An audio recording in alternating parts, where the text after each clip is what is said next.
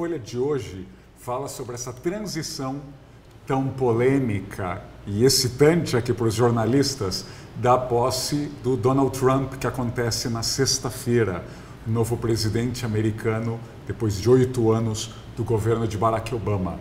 A gente está aqui, os nossos convidados moraram nos Estados Unidos. Eu estou com a Ana Virgínia Balussier, que foi correspondente da Folha em Nova York.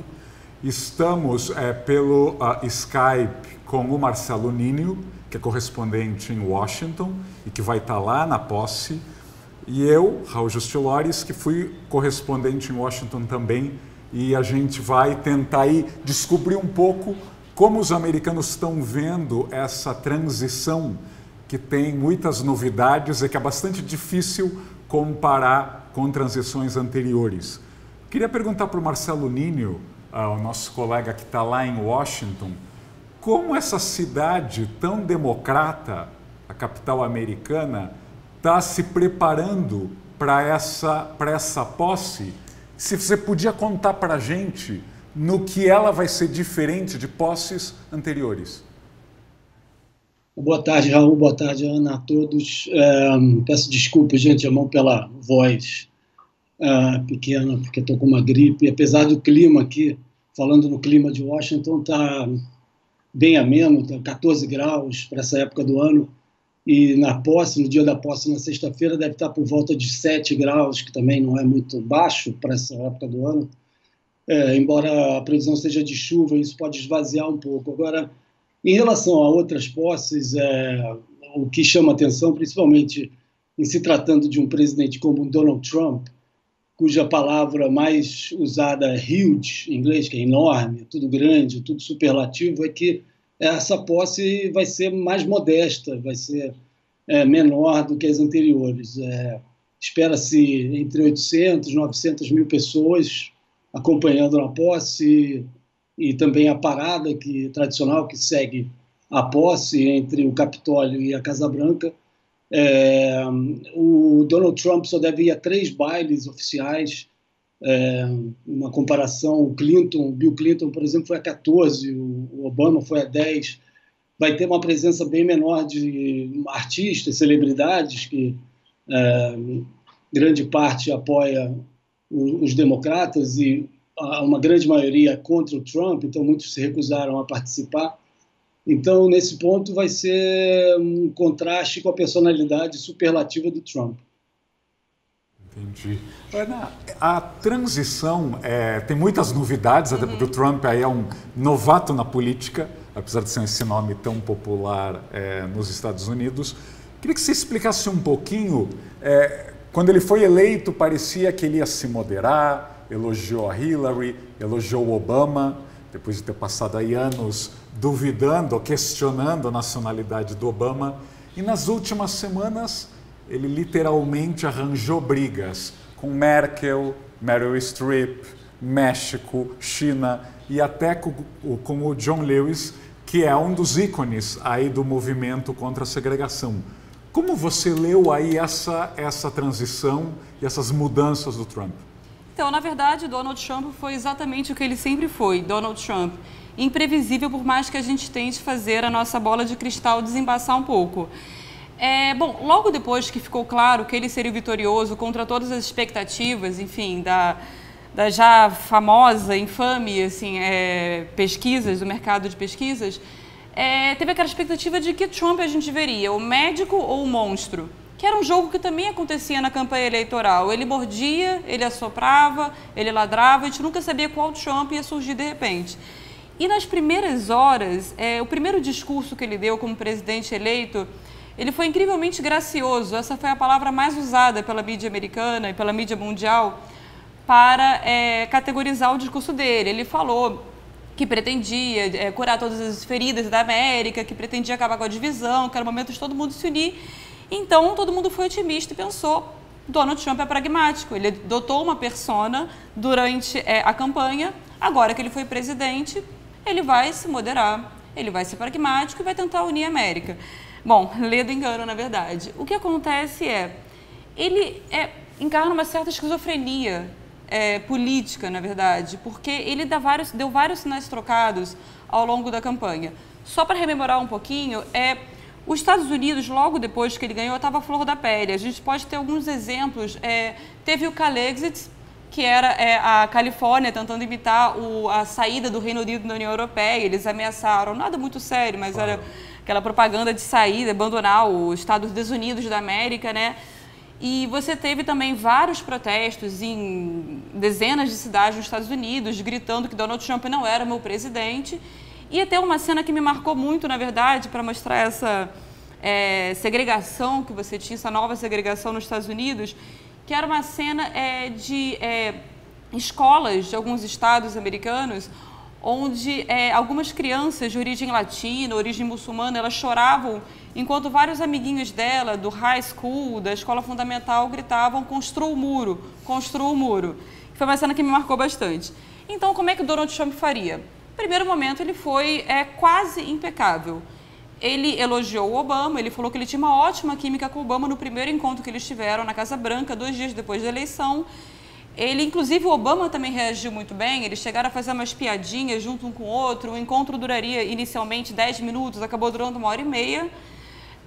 E ele também falou, numa entrevista ao 60 Minutes, o programa, ele falou que não iria mais correr atrás do processo contra Hillary Clinton, o processo pelo uso indevido de e-mails dele, por supostas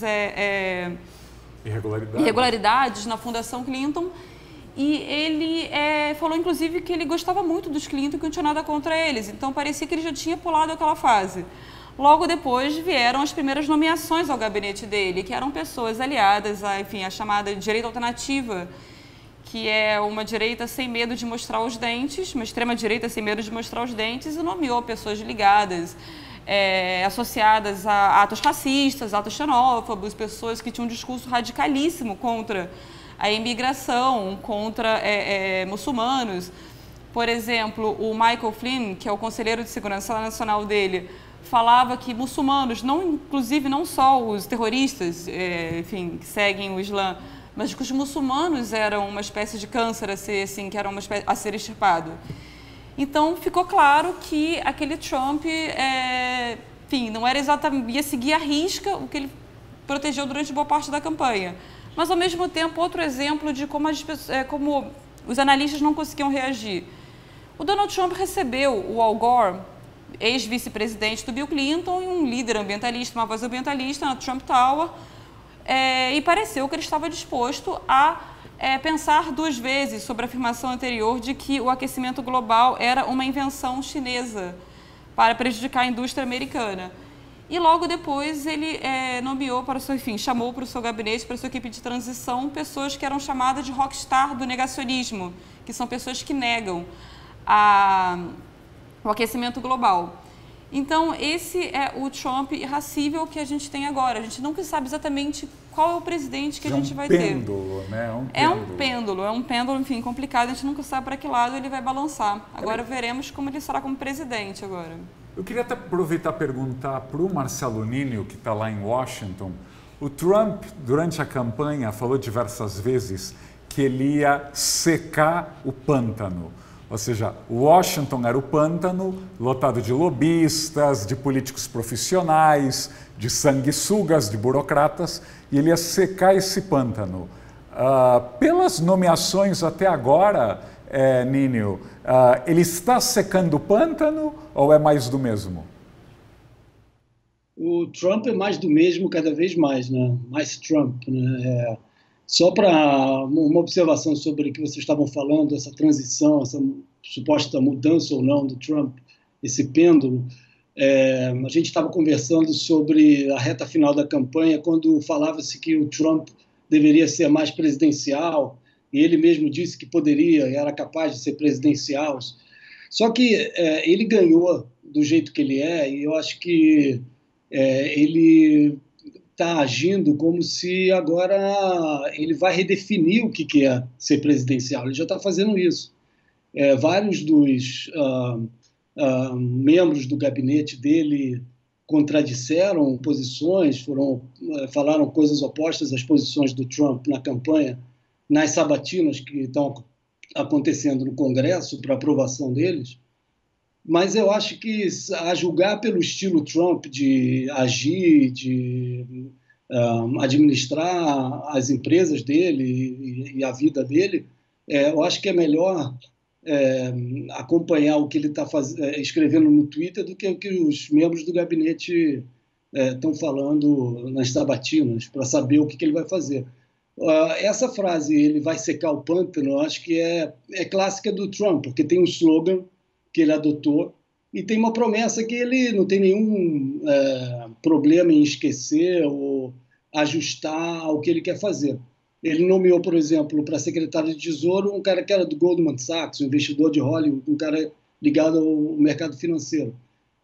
Para diretor da CIA, da agência de inteligência, ele nomeou um deputado, um cara super do establishment político de Washington. Então, a grande dúvida é como é que vai ser essa dinâmica de poder e o processo de tomada de decisões do Trump. Quais são as nomeações mais polêmicas aí para o leitor brasileiro que não conhece aí os nomes dos ministros? Quem a gente deveria ficar de olho, até para ter uma ideia, quem são aí os nomes importantes ou que vão causar mais ruído aí nesses primeiros meses? Os nomes potencialmente polêmicos, eles começaram mansos, né? Porque nas sabatinas, por exemplo, um nome que causou muita polêmica, muito barulho, foi o do ministro da Justiça, o procurador-geral, como se diz aqui, Jeff Sessions, que é um cara que tinha acusações de racismo no passado, e agora ele se mostra um procurador-geral que vai cuidar de todos e tal, igualmente. Tem o nomeado do Trump para chefiar a Agência de Proteção Ambiental, que é um cara que processava o governo, Scott Pruitt, procurador-geral que processava o governo Obama para derrubar as proteções ambientais que o governo tentava implementar. É um nome polêmico, mas na sabatina de hoje, por exemplo, ele negou essa afirmação do Trump, que a Ana lembrou, de que o aquecimento global seria uma criação da China para aumentar, para acabar com a indústria americana. Os quatro de proteção ambiental dizem que eles não acreditam na direção. Eu acho que o som teve algum problema com o Skype do Ninho, ele está em Washington, só que a gente não pode culpar a neve, porque parece que o clima lá está ameno, mas acho que a Ana Virgínia queria complementar esse tema aí das nomeações. Isso, eu queria, na verdade, voltar a falar do secretário de Justiça, o Jeff Sessions, porque realmente a primeira coisa que chamou a atenção sobre a nomeação dele foi a questão do racismo. O que acontece há 30 anos, ele teve alguns episódios, alguns deles ele nega, falando, por exemplo, que ele teria feito uma piada sobre o KKK, o Ku Klux Klan, falando de que ele não tinha nada contra os membros do KKK, a não ser quando ele descobriu que eles fumavam maconha. Era uma piada que, na época, um colega dele ouviu e, enfim, isso até hoje o assusta. Mas o que acho que a gente mais tem que se preocupar, na verdade, para contemporaneizar um pouco, é a posição dele com os imigrantes, sobretudo. Ele tem um discursos mais duros, como senador, contra imigrantes. Inclusive, ele não é só contra os imigrantes irregulares e ilegais no país, como também ele propõe rever o status de imigrantes legais. Ele, por exemplo, fala que os Estados Unidos deveriam repensar 2 vezes antes de trazer cérebros de outros países para o Vale do Silício, por exemplo, porque ele cobrou o Bill Gates publicamente, a Microsoft, por tirar empregos legitimamente americanos. Ele, inclusive, citou uma frase sobre o Brasil, na verdade, acho que em 2010, salvo engano, falando que os Estados Unidos deveriam rever o direito de nascença. Por exemplo, se você é filho de 2 brasileiros e nasce nos Estados Unidos, você é americano? É o que é uma coisa, enfim, é um direito já da terra. É legal. Legal, enfim, já desde o começo dos Estados Unidos. E ele falou isso, assim, ele falou, e se o cara brasileiro que está de férias aqui e tem um filho aqui, o casal brasileiro, e depois volta para o país, o filho dele deveria ser americano para todo o tempo? Então, acho que mais preocupante do que as acusações de racismo são justamente a posição que ele tem com os imigrantes, que é uma posição que casa com o Trump, que, enfim, já famoso, que já acusou mexicanos de serem estupradores e que já fechou a porta dos Estados Unidos para virtualmente o mundo inteiro. E só queria até falar, complementar com aquela questão do Trump ser mais presidenciável ou não, só uma frase curiosa, na verdade. Isso chama cobrança que ele tem desde o meio da campanha, desde que ele virou o candidato oficial dos republicanos. E no meio da campanha, ele é de saco cheio de todo mundo cobrando uma postura mais presidenciável.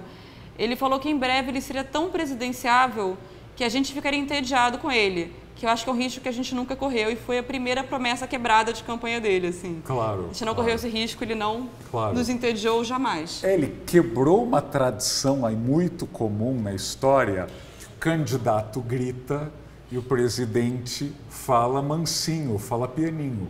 É tradicional você prometer muito mais do que entrega e ser muito mais inflamado na campanha.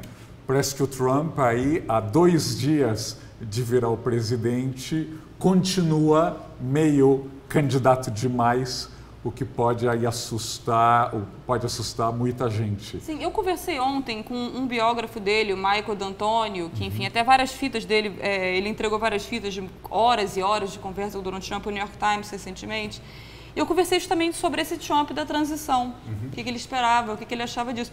E o que ele falou, na verdade, é que esse é o Trump que a gente sempre deveria esperar, porque é um Trump que reage muito emotivamente a tudo, que não é exatamente que ele não conseguiu virar o botão de candidato para presidente, é que ele é um candidato incrivelmente vaidoso, que ele gosta, não é à toa que depois que ele foi eleito, ele continuou a fazer a chamada Thank You Tour, que era uma turnê de agradecimento com os eleitores dele. É um cara que ele precisa daquela resposta imediata do público, ele precisa daquele calor humano e não exatamente do afago dos poderosos, da elite de Washington. Então, uma pessoa que reage com incrivelmente emotivo na reação dele. Por isso que ele vai sempre reagir dessa forma. Ele vai sempre, enfim... Tem até só uma coisa curiosa, assim, para ver como voltando esse movimento pendular, que alguns executivos que trabalharam com ele, né, organizações Trump, eles falavam que uma tática comum era montar acampamento perto da sala do chefe, próximo do fim do expediente, que seria umas 5h30 do Brasil, umas 8, enfim, o horário que seja lá, porque o Trump tem uma fama de sempre escutar a última palavra que disseram para ele.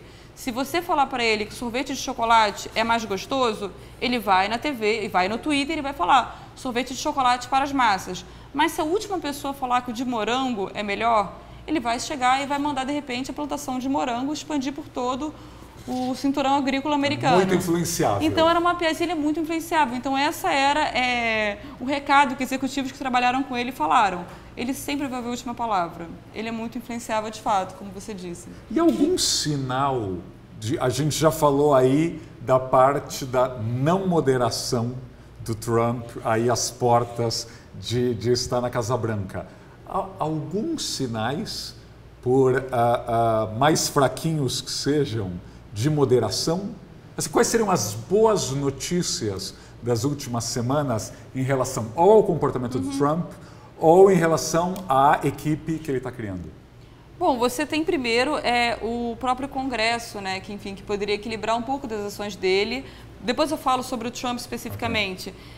Por enquanto, o Congresso está um pouco refém do novo presidente, com incrível popularidade, contrariou vários caciques republicanos, como o presidente da Câmara, Paul Ryan, que depois de criticá-lo muito durante a campanha, agora fez o beijamão, ficou mansinho, baixou a crista e agora é o novo melhor amigo de Donald Trump.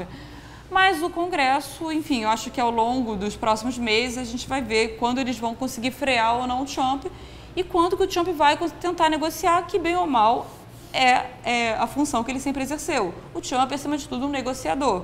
Ele pode falar alto agora, mas ele não é um ideólogo. Ele é um cara pragmático que vai sentar e negociar nos bastidores o máximo que ele puder. É o que eu acredito, mas, enfim, as previsões... Vamos ver o que ele vai nos apresentar. Mas quanto a quem poderia ser assim, um sinal de moderação, eu diria que se chama Trump. Não Donald Trump, mas a família Trump, na verdade.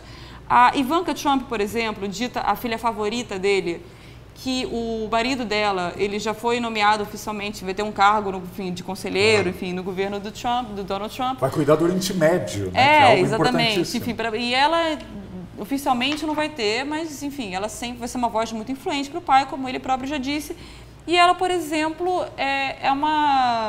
ela defende uma política ambiental para rever o aquecimento global.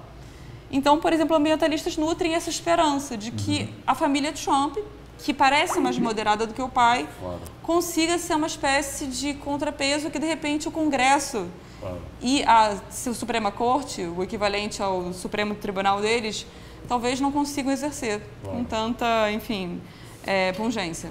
É uma ironia biográfica aí no caso do Trump, que ele foi democrata e votava nos democratas até muito recentemente, virou um republicano dito conservador, apesar de que tanto na vida pessoal como no círculo de amizades, ele não é a pessoa religiosa e certinha que o interior dos Estados Unidos valoriza, mas os filhos dele, o genro,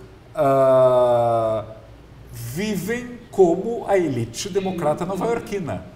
Então, os interlocutores dessas pessoas, da Ivanka, ou seja, o dia a dia da Ivanka, ela não conhece o operário desempregado do Kentucky.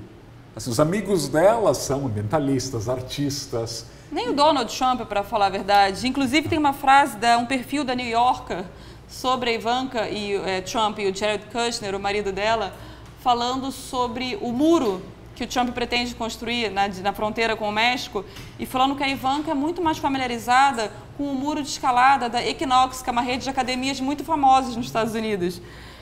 Então, de fato, a família, ela vem dessa bolha democrata que é Nova York, de alguma certa forma. Claro. O Trump jogava golfe com o Clinton, eles sempre foram bons amigos. Tem uma foto clássica da Hillary, do Bill, do Trump e da Melania, a mulher do Trump, no casamento dos Trump. Então, sorridentes. Eles sempre sorridentes, assim, inclusive o Trump também doou pelo menos 100 mil para a Fundação Clinton. Eles sempre foram bem relacionados, como você mencionou, inclusive, ele doava dinheiro para democratas antes.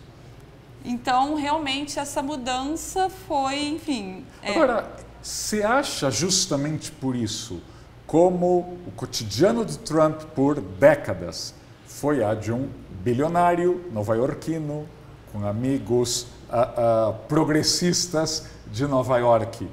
Ele fez um discurso negando boa parte do passado, ou seja, ele era pró-aborto nos anos 90, se tornou contrário e começou a adotar 1000 posições que vão contra... Eu vou dizer uma frase que eu não achei que eu diria antes. Na defesa de Trump, vou defendê-lo agora, Hillary Clinton também era contra o casamento gay, virou a favor. O Obama falou contra o casamento gay na eleição de 2008 e depois, enfim, defende abertamente, elogiou a decisão da Suprema Corte de legalizar o casamento gay.